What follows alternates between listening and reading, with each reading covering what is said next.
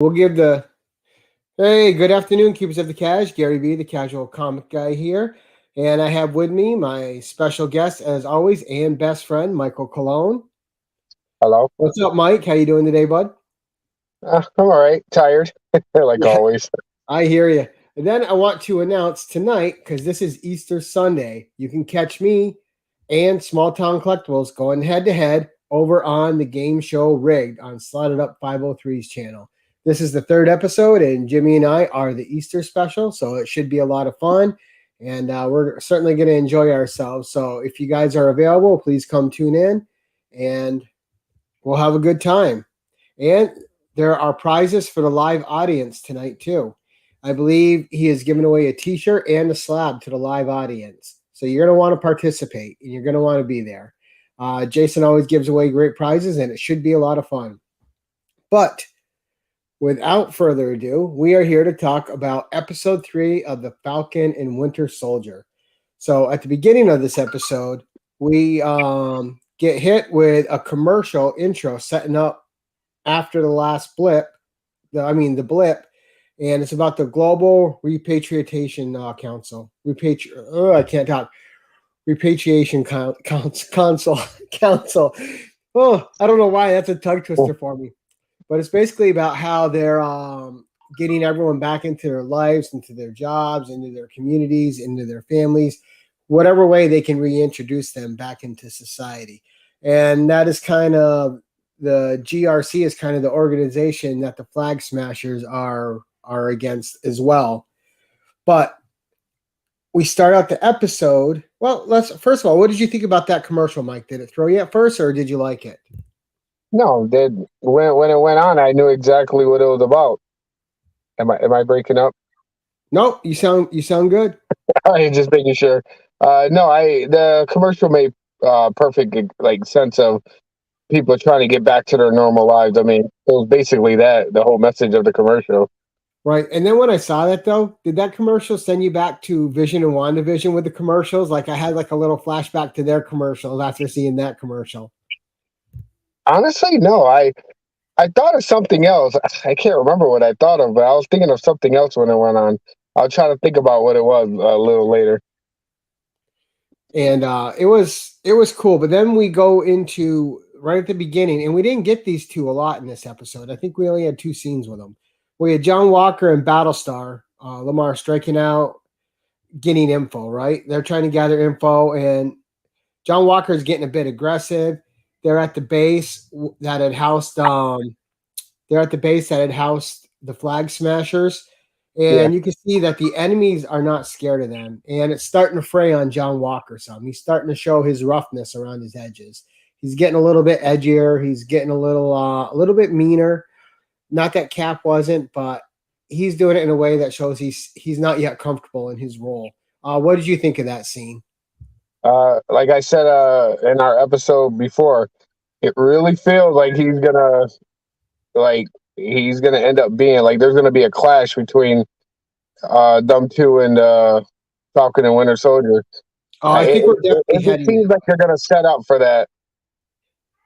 Oh, let's say hello to the audience real quick. Hello, Luti Art, Everything Nerd Reviews. How you guys doing?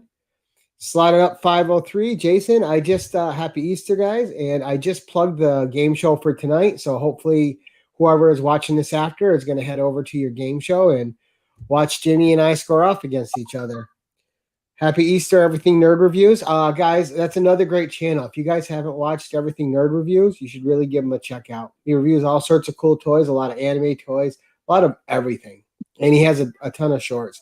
Anachronic Comics, how you doing, sir? All right, so we got through the introduction. We got through John Walker and Battlestar striking out with their info.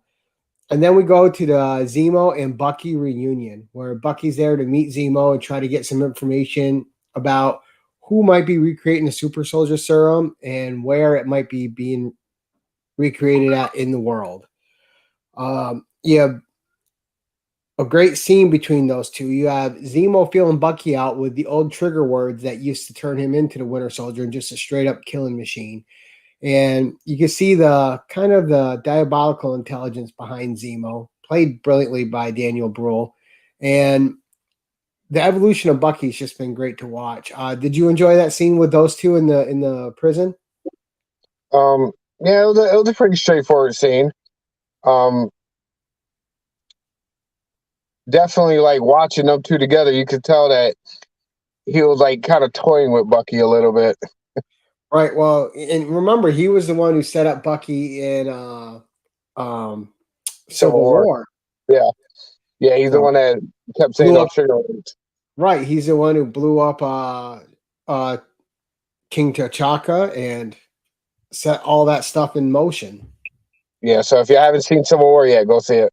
Right. Well, I don't think they're watching this show if they haven't seen Civil War. Hopefully not. Hey, Right. I know, right? So and then you get to the funny scene, right? You got Bucky and Sam, they're arguing, and then Bucky's like, "Oh, let me throw you a hypothetical." And That whole and scene I reminded me love of the Ant-Man. hypothetical. And it reminded me a lot of Ant-Man. Yeah, that's what I say. It reminded me of Ant-Man a lot. Like when he's telling the stories and you're watching the stories unfold. Very Yeah, Ant-Man-esque, very funny, very fitting. With him going, what if and you see the whole prison break while he's standing there. And you just see Sam getting the realization that everything he's talking about is already taken place. And then you see Zemo walk in. And then you see Bucky and Sam arguing, and the way they do it is hilarious. And then every time Zemo goes to talk, shut up. And they're just telling Zemo to shut up. And I thought it was a good character building scene for the three of them and how they're going to interact in the show. Your thoughts? um, I still don't know how I feel about Zemo. I like he seemed like he's gonna follow through with like his original plan, and it's just Bad guys will all be three. bad guys. I know, right? All three of them together though was a great scene. It was. And then you had, which I thought was a cool reveal scene, was Baron Zemo's garage. And you had Sam, oh, now we're gonna go all Grand Theft Auto. He's like, no, I own all these cars. And then the coolest thing that all of us nerds, and I don't know if you know this being a non-comic guy, but that mask that he reached for in that car and grabbed, that's the mask we all waited for him to put on in Civil War. So when he grabbed that mask, I'm sure every single one of us that's a comic nerd, we all squealed inside because we wanted to see him mask up. And just seeing the mask, knowing it was coming was enough. Now, did you know about the mask at all? No, I did. I didn't. He must have grabbed it really fast because I didn't notice it. Yeah, it was on the top. He grabbed it, he shoved it in the bag, and then you get the private jet that he has. They're walking up, and Sam has no idea, like really who Zemo is. You get that feeling like you've been rich this whole time. You had no idea that he was a baron. And so yeah, and just really funny. And then you get the kind of the funny scene between him and the old guy in the plane, Zemo and his servant, where like if it doesn't pass the smell test, feed it to them, which Yeah, I thought was good comedy. And that whole conversation on the plane I thought was good too. About Sam and Nakajima, the son, and just Bucky still reliving his trauma. And I thought it was set up, and especially with Sam saying he likes 40s music and not understanding Marvin Gaye, yeah, and Zemo understanding Marvin Gaye more than, I mean, not Sam, Bucky not understanding Marvin Gaye, and then Sam actually agreeing with Zemo over Marvin Gaye. I thought was pretty good. yeah.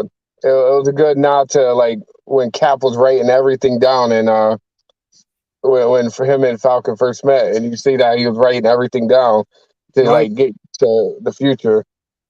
So yeah, such a good, and that's a great thing about Marvel. The writers really, they don't drop any of these balls. If there's something they put in place, it always comes back to play later. There's no dead ends hanging around. There's no loose threads. It all ties in at some point in some time. Even something as small as the little notebook. Yeah, see, that's like little things that I notice. I always remember little things like that. Right. And I thought the conversation about the superpowers they had and the consequences, like, yes, Captain America, but you also get a red skull. Then you have the Avengers, and you get the floating city, and what happens there? This happened because of superpowers. This happened, Yeah, that none of that would have happened without Tony Stark creating artificial intelligence and it becoming Ultron, and now you have this whole city of people that were just crushed, and then you have people scavenging it, and just the fallout and the mess afterward. yeah. Pretty much, So there's always you going to can't be say war. Zemo's wrong, but the way he goes about it isn't right. Yeah, pretty There are much. consequences to the superpowers in the world, but they do need to be in check sometimes. It would seem right, which is the whole Civil War argument. But again, tying in all the previous events in Marvel in the MCU, again in this show, always a grand scale. And then we go to Latvia, where Carly has a death in her family, and you can kind of see it breaking her mentally. She's a leader of the Flag Smashers, and I was unclear if that was her mom, her sister, exactly who it was. They didn't really say, or I didn't catch it, but it was a family member, and it was someone close to her. So Yeah, showing that it's starting to deteriorate her mental state, and she's getting further and further down the rabbit hole of what she's doing. Which started out as good intentions, you can see is going to get twisted, which will play in later in the episode. And you go from there to Madripoor, with the three of them walking down the road. And again, I like how they use the perspective of Americans and what we think of stuff, and them from Madripoor. When Sam says, "Oh, I got to be dressed up like a pimp," and of course, Baron Zemo's like, only an American would think a yeah, fashion-forward black man would look like a pimp, which was a great little line, I thought, and played well into the different feels of different cultures. yeah. Pretty much, you remember American culture is different from other countries. Right. And I like that they don't forget that when they're going to different places. Yeah, a lot of other countries though seem to be like say decades behind us I don't know. in terms of like how culture is, how like we view things versus how they view things. Him wearing that outfit is something so like 90s in the US, but it's like future for them, like like now for them.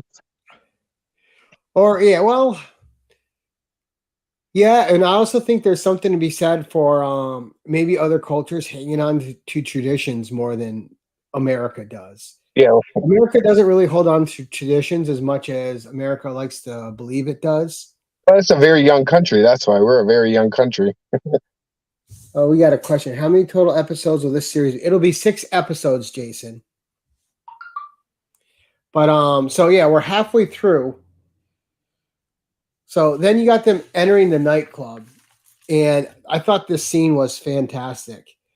You got them approaching the bar. Everyone, all eyes are on them because everybody knows who they are, or at least, in Sam's case, who he's pretending to be, the Yes, smiling tiger, right? And you got that scene. terrible name. Yeah. And you got that scene where he's got to drink the drink with the snake eggs in it. And there's nothing that he's selling about being the smiling tiger because he looks uncomfortable the whole time. Bucky is selling his Winter Soldier. And I thought it was a good scene. We get a mention of the power broker again when the one guy approaches Baron Zemo, and then you have the scene where Bucky just lets loose as a Winter Soldier, and I think we've been waiting to really see him let loose like that. And what'd you think of that? Oh, I thought that was to me that was the best scene in the whole episode. The way it started off with him saying those words to Bucky to get him ready for everybody to hear it around them, to know that these two are walking by, and then to have it all set up for him to attack that guy, for everybody to know that, you know, wow, he's controlling this super soldier. All right, because Bucky knows what those words mean, even if they don't have an effect on him anymore. So he knows the code. He knows the part he had to play. But when he was kicking all those asses, man, he was brutal in it. And I like that they showed his super strength when he was kicking them and flipping them and just throwing them. And they're all terrible bad guys. So Bucky doesn't really care what he's doing to them. And but I just love that scene, and it was that fight that got them upstairs to see Selby, which is another Yeah. tense scene. And we meet Selby, and I don't know about you, but I thought she looked like an old Pink the singer. I'm like, oh, Pink's in Madripoor now. Oh my goodness. She looked like Pink aged up about 40 years. It was yeah. But it's going okay. They got their con going where Baron Zemo wants information about the super soldier serum and who's manufacturing it, who made it, and he's promising the Winter Soldier to her, which isn't going to happen. They're running the con. Yeah. And then the con gets interrupted by a phone call from Sam's sister. And so Sarah's on the phone and it's going smooth until she says, okay, bye, Sam. And all of a sudden you're like, oh, crap. And then what I've been waiting for to happen happens. Right? Well, first you see Selby get sniped out. And I don't know if you knew who it was, but I instantly knew who was helping them. I'm like, oh my gosh, it's got to be Sharon Carter. Did you have any idea it was going to be her? Yeah, well, she was in the bar when she pulled her hood over, right? Wasn't that her? I saw I, her face like when she I was didn't sitting. catch She it. was I sitting saw the there. HUD, but I thought it was someone going to Yeah, report to Selby. no, because she was sitting next to some guy, and I was like, isn't that the girl from Civil War? Oh, And nice. See, I yeah, didn't I catch that saw her. because I was so They focused showed her on face really fast. nice. Yeah, But I loved it, man, because I've been waiting for Sharon Carter to come back. And then, all hell breaks loose. They kill the people in there. They escape. They have more people trying to kill them on the street, and Sharon Carter is just taking them out. And then she meets them on the street. And I think a lot of people had forgotten about Sharon Carter in the fact that she wasn't back in the States. She was still on the run. yeah, She was still exiled from the helping. country. No contact with her family, nothing, just on her own, having to survive after all she did for Kat, Bucky, and Sam. And they kind of forgot about her. Yeah, And I think a lot well, of the audience kind of forgot about her as well as Bucky and Sam and them. They had referenced her, but they didn't check on how she was doing or where she was. And I thought her reintroduction was fantastic. What about you?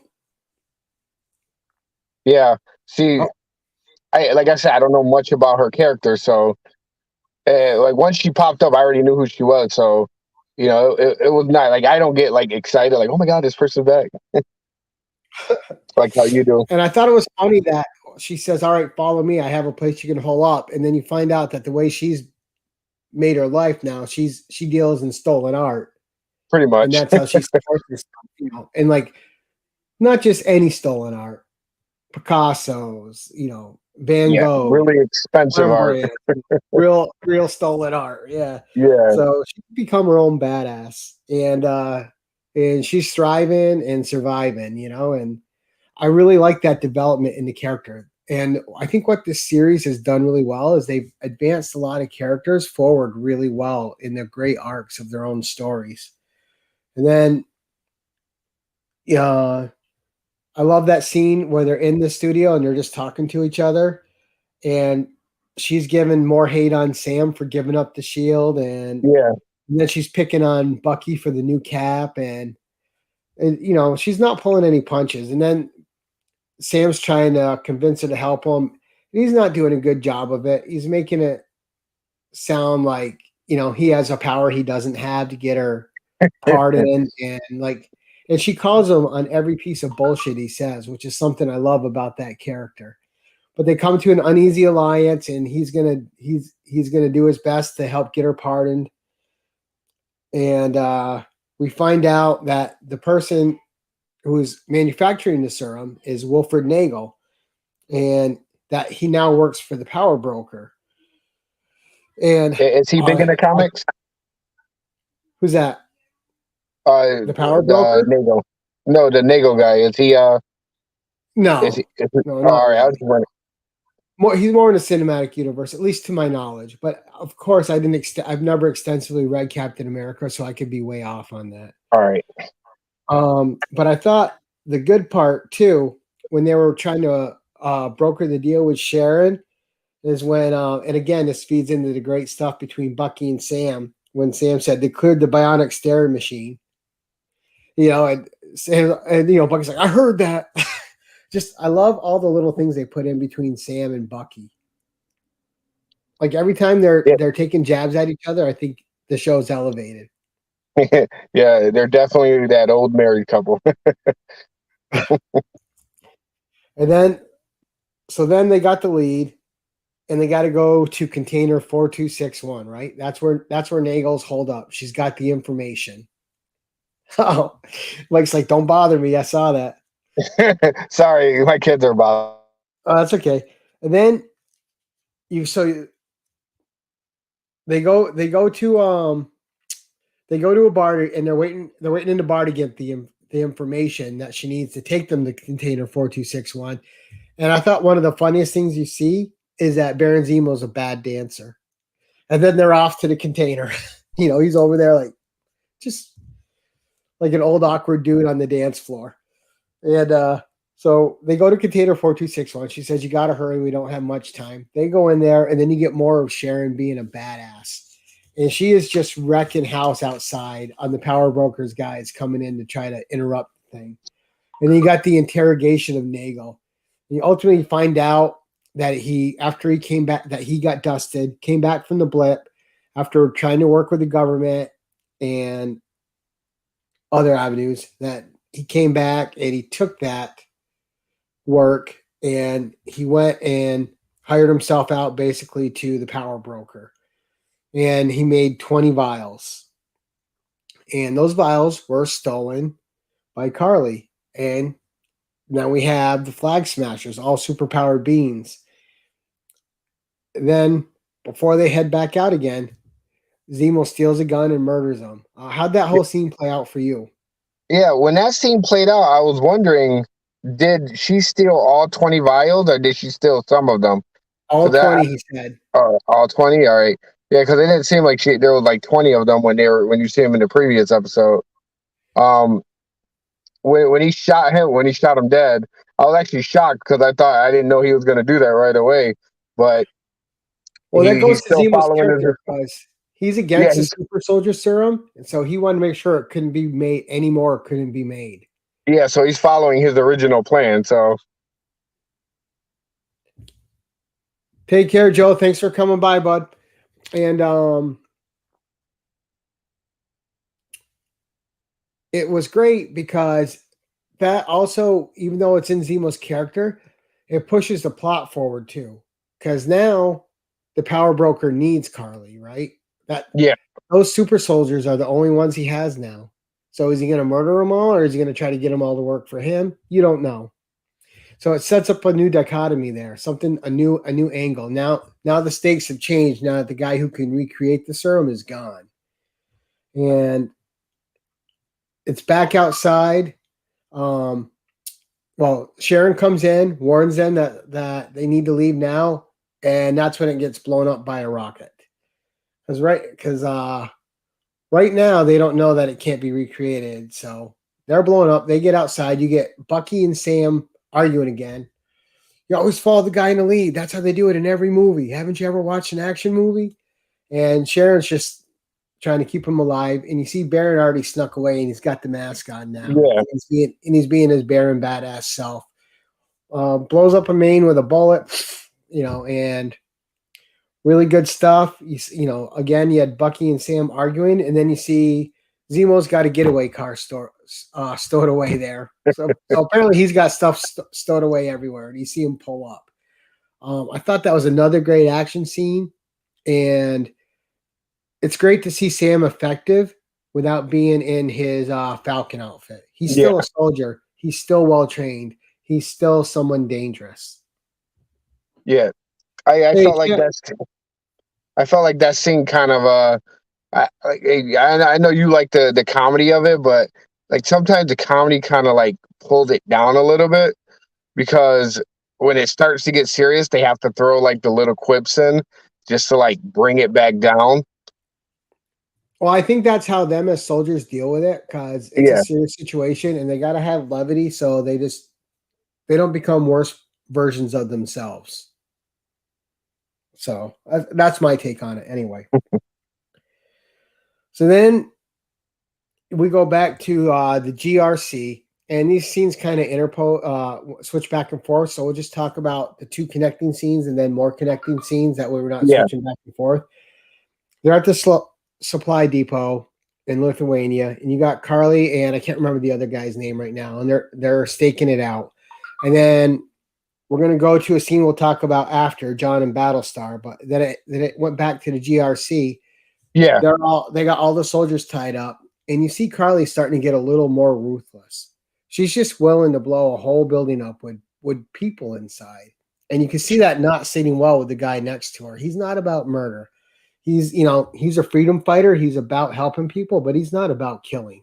Yeah. Well, so that's how most of them start. They start off with just the mission to do the right thing, but then he's following her, and then she's just taking it to the extra level, and you can definitely see it in his face that he didn't agree with her blowing that building up. No, and that's something I think will definitely come into play in a couple more episodes. I mean, we got 3 episodes left now, and thousandth.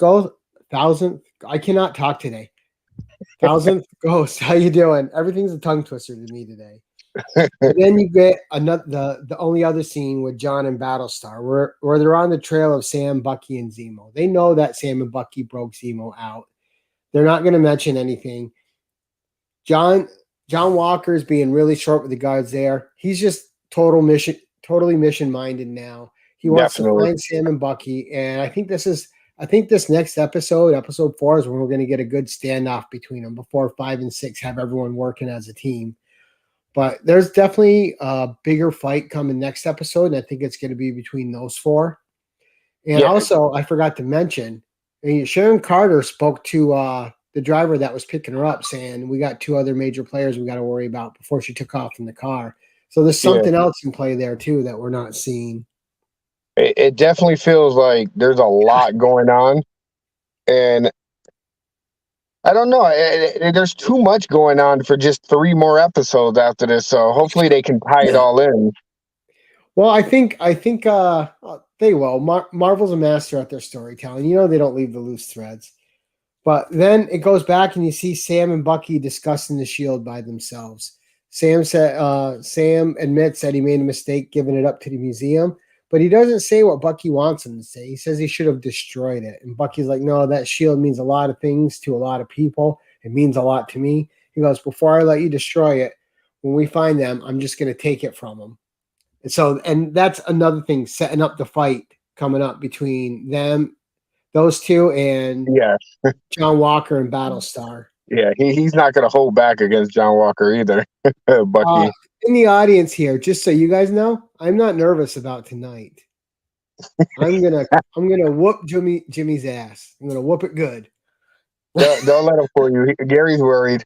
I saw him with his little wiping all the sweat off his forehead. Right, patting it off, like a doctor before surgery. So then I had to pat his back and tell him it'll be okay. Right. Look, a few tears were shed.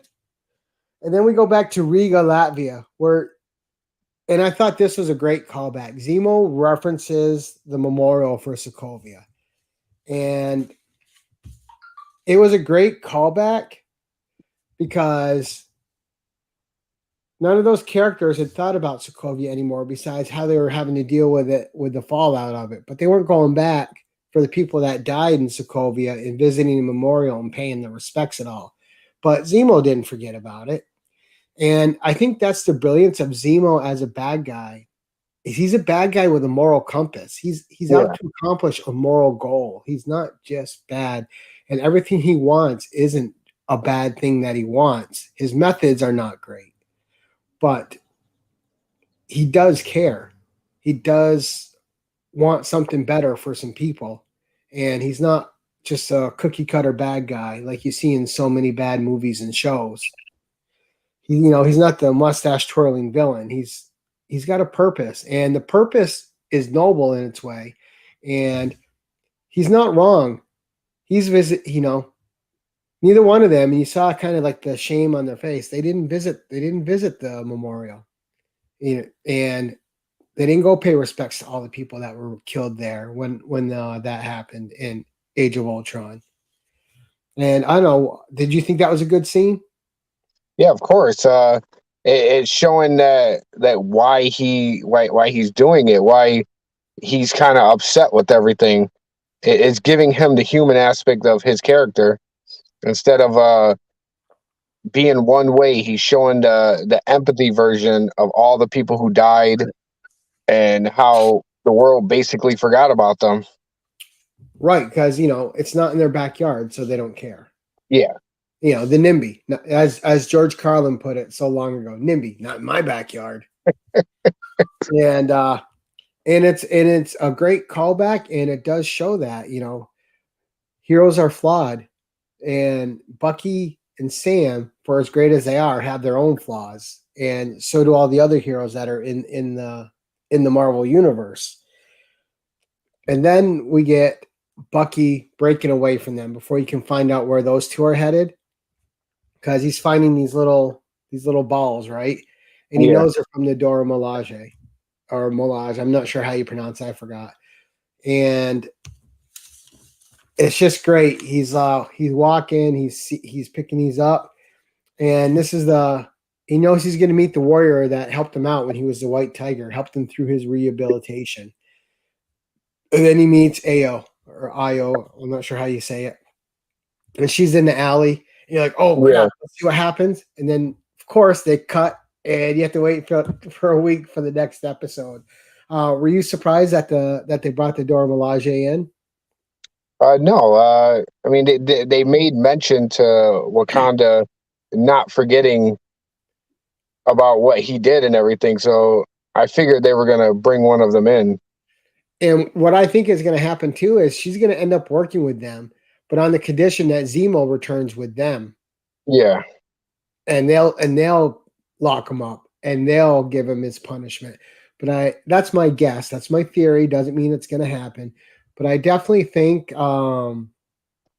she's going to end up on their team. Obviously, she's probably going to kick Bucky's ass first, and then they're going to go in there. But I think that's going to be a good scene next week. But overall, what were your thoughts on this episode? The episode was okay. I wasn't as excited as you. I feel like I give this episode like a C plus. I would for myself.